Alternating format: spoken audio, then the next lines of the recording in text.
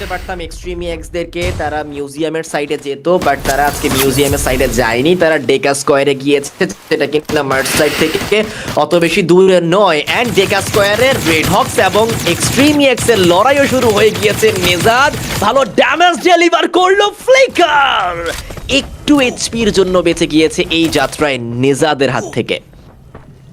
Wow, একটু এইচপির জন্য বেঁচে গেছেন রেড হক্স। প্রয়োজন একটি বুইয়া, তবে স্বপ্নটুকু কত দূর গড়াতে পারবেন তারা। কুটুস অলরেডি ডাউন হয়েছেন, এক্সট্রিমলি একটি দিকে থেকে যাবেন ব্লেড। আরো একটা প্রেসার, M590 আরো একটা টেক ডাউন, সালমান থাকবেন সেখানে।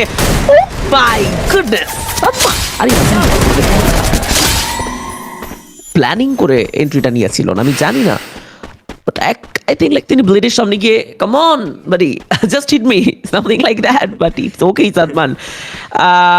yes এক্সট্রিম এক্স এর কাছে ম্যান পাওয়ার রয়েছে, বাট গাইজ আমরা মজার ছলে যাই বলি না কেন, বাট এটা সত্য এক্সট্রিম এক্স এর 8টি পয়েন্টের পাশাপাশি এবার যদি রেড হক্সকে ডমিনেট করার সুযোগ না পায়, তবে কিন্তু কার্ডিয়েজ শেষ মুহূর্তে গিয়ে বুঝার সম্ভাবনা আছে, চ্যাম্পিয়ন হওয়ার সম্ভাবনা আছে। অলসো সেম থিং 2xD এখনো বেশ সেফ রয়েছেন, যদিও 3 এলিমিনেশন পয়েন্টের সাথে স্টার্টটা করেছে বেশ ভালোভাবে বলতে বলতে ফ্লিকারকেও তুলে নিয়েছেন সেই জায়গায়।